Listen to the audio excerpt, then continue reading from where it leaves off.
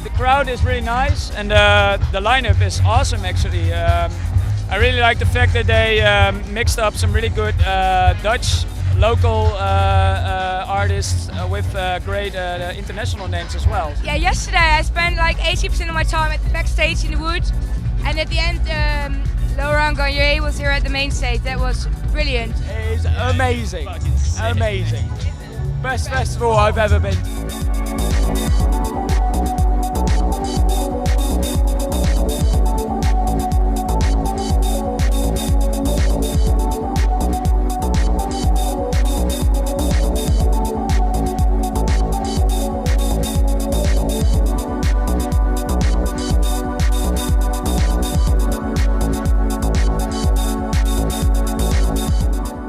I'm from The Hague myself, but yeah, most of the stuff is basically happening in Amsterdam. That's where, yeah, I guess the most important clubs basically are, like all those clubs like Trouw and stuff.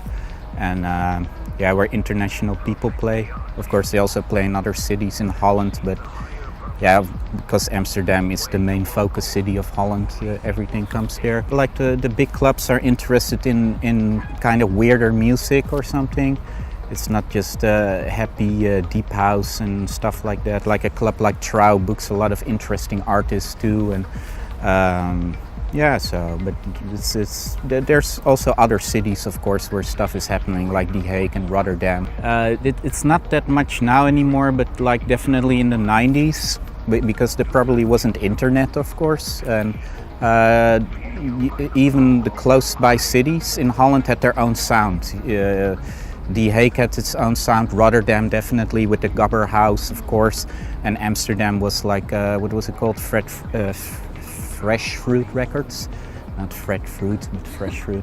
And yeah, that was called mellow, like the club sound that came from Amsterdam, and Rotterdam was hard, and The Hague was like just freaked out, like underground techno, weird and electro, and so. But now it's all more merging, you know. Yeah, that's just evolution, I guess, of music.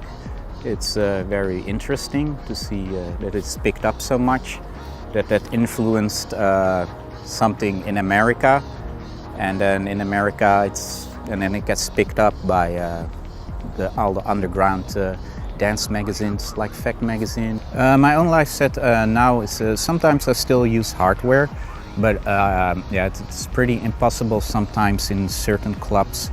But yeah, it's most of the time I use the laptop with two controllers, Korg MS-20 thing, and the launch pad, and yeah, you can basically play more live with a laptop actually than with hardware. Because I used to play with a MPC 2000, for example, and basically that was really boring because all I did in the MPC 2000 was select the patterns and then yeah, mute tracks, and then yeah, maybe twiddle a filter, you know. That gets really boring after a while, and with a certain German software program on a laptop you can do a lot more freakier live stuff, basically. I guess the techno music is just have to have a kind of, yeah, we call it soul in the music, and yeah, just make some interesting,